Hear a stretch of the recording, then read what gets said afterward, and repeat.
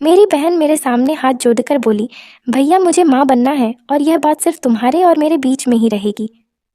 मैं किसी को भी नहीं बताऊंगी कि हमारे बीच का रिश्ता एक पति पत्नी वाला भी है और हम एक दूसरे को पति पत्नी वाले सारे अधिकार दे चुके हैं। तुम तो जानते ही हो कि मेरे पति मेरा बिल्कुल भी ध्यान नहीं रखते और इस काम में वह मेरी कोई भी सहायता नहीं कर सकते।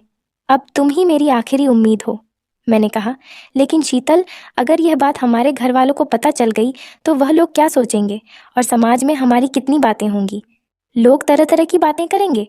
फिर शीतल मुझे बोली कि भैया, अगर मेरी जगह कोई और होता तो भी क्या आप उसकी सहायता नहीं करते? तो मैंने कहा, शीतल, औरों की बात अलग है। शीतल बोली, तो क्या हुआ भैया, आप ही बताओ, क्या मुझे मेरी जिंदगी में खुश रहने का अधिकार नहीं है?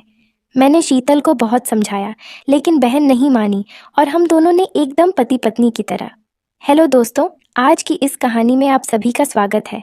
इस कहानी में मैं एक लड़के का रोल निभा रही हूँ। मैं कानपुर में अपने परिवार के साथ रहता था। मेरे घर में कुल 4 लोग थे। मेरे मम्मी, पापा, मैं और मेरी बहन। उसका नाम शीतल था। वह उम्र में मुझसे कुछ ही महीनों की छोटी थी। मेरे पापा एक बैंक में काम करते थे और मम्मी हाउसवाइफ थी। हमारा जीवन बिल्कुल नॉर्मल लोगों की तरह चल रहा था और हम अपनी ज़िंदगी में बहुत खुश थे।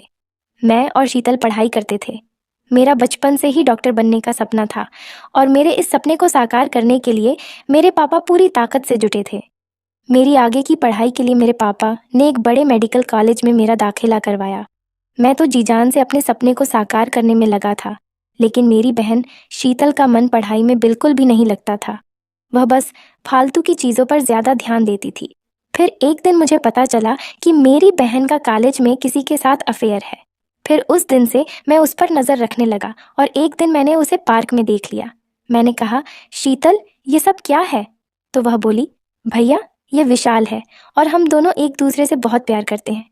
विशाल बहुत अच्छा लड़का है, वह मुझसे शादी भी करेगा। मैंने कहा, देखो शीतल, इस सब का फैसला मम्मी पापा करेंगे, तुम मेरे साथ घर चलो। फिर मैं शीतल को लेकर घर आ गया। फिर शाम को मैंने मम्मी पापा से यह सारी बातें बताई तो पापा गुस्सा करने लगे और बोले, तुम्हें पढ़ाई करके कुछ बनना है या फिर शादी करनी है? तो शीतल बोली, पापा, विशाल बहुत अमीर घर का लड़का है। आपने यहाँ के चेयरमैन का नाम तो सुना होगा, यह उन्हीं का लड़का है।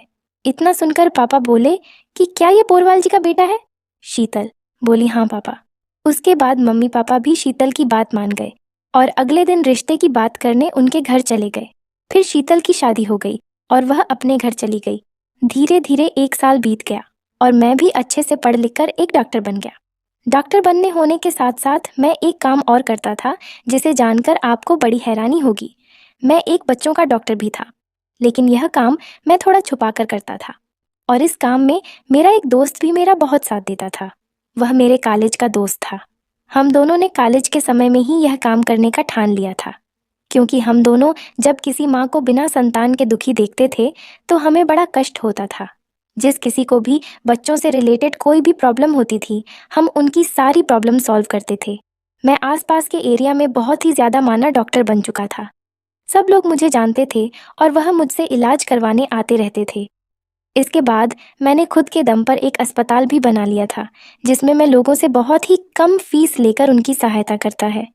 यह काम मेरा बहुत ही अच्छे चल रहा था और मैं अपनी ज़िंदगी में बहुत ही खुश था। मेरे परिवार वाले भी मेरी तरक्की को देखकर बहुत खुश थे।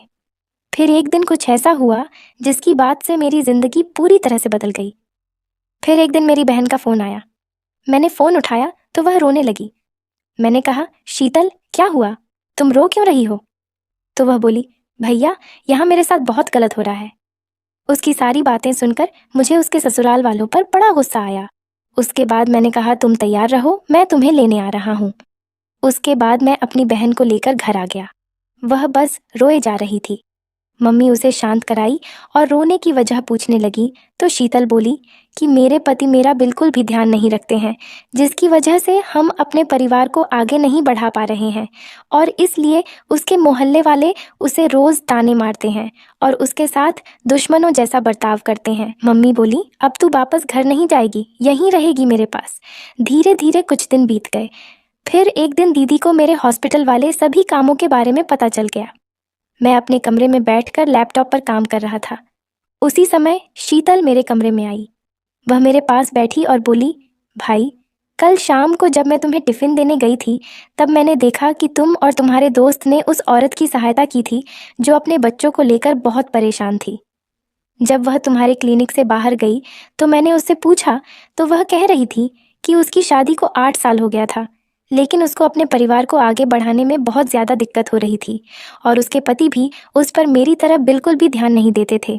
लेकिन तुमने और तुम्हारे दोस्त ने मिलकर उसकी सारी समस्याएं दूर कर दी। मैं बात को टालते हुए बोला, अरे वह औरत पागल थी। कुछ दिन से उसके बच्चे की तबीयत खराब थी तो वह दिखाने लाई थी। शीतल बोली, भैया, तुम झूठ बोल रहे हो। सच बताओ ना, तुम यह सब कैसे करते हो? शीतल जिद करने लगी और आखिर मुझे सारी सच्चाई उसे बतानी पड़ी। मैंने कहा, मेरा दोस्त एक अनाथालय में काम करता है और वहाँ पर ढेरों अनाथ बच्चे रहते हैं। जब हमारे पास कोई निसंतान जोड़ा आता है तो हम उसे सारी बातें बता देते हैं। जब वह बच्चे को गोद लेने के लिए तैयार हो जाती है तो हम उन्हें अगले हफ्ते बुलाते हैं। कुछ दिन बाद जब वह आते तो हम उन्हें कमरे में बुलाकर बच्चों को उनको सौंप देते और ऐसा करके हमें भी बहुत खुशी होती है। तो शीतल बोली, भैया, मुझे भी एक बच्चा गोद लेना है। मैंने कहा, लेकिन शीतल, तुम्हारे घर वाले इस बात को मानेंगे? तो वह बोली, भैया, उन्हें सिर्फ बच्चा चाहिए बस, और इस वजह से मेरा घर भी बस जाएगा। फिर हमने अपने घर में मम्मी पापा को सारी सच्चाई बताई और शीतल की उजड़ी जिंदगी को फिर से बसाने की सोची। हमने अगले दिन शीतल के हाल में फ़ोन करके उनको खबर दे दिया कि उनके घर में बहुत जल्द ही एक नई सदस्य की एंट्री होने वाली है। वो लोग बहुत खुश हुए और बोले, हम अभी शीतल को लेने आ रहे हैं। तो मेरी मम्मी बोली, शीतल अपने बच्चे के साथ कुछ दिन तक यहीं रहेगी और जब वह पूरी तरह से सही हो जाएगी तब आप लोग आ जाना। फिर वो लोग भी मान गए और धीरे धीरे 8 महीने बीत गए। पहले तो मैंने सोचा था किसी शीतल के साथ भी मैं एकदम पति पत्नी की तरह ही रहूं, जैसे कि मैं अपने दूसरे पेशेंट के साथ रहता हूँ। लेकिन वह मेरी बहन थी, इसीलिए मैंने उसके साथ पति पत्नी की तरह रहना उचित नहीं समझा। और जब शीतल को यहाँ रहते हुए 9 महीने होने को आए तो मैंने अनाथालय से बच्चे को लाकर शीतल की गोद में डाल दिया। शीतल बहुत खुश हुई और उसे खूब देखकर हम लोगों को भी बहुत सुकून मिला। फिर हमने उसके ससुराल वालों को बता दिया कि शीतल को बेटा हुआ है। ये खबर सुनकर वह लोग अगले कुछ घंटों में आ गए और शीतल को अपने घर ले गए। 3 दिन बाद शीतल का फ़ोन आया। वह बहुत खुश थी और उसके ससुराल वाले भी अब उसे बहुत मानने लगे थे। वीडियो अच्छी लगी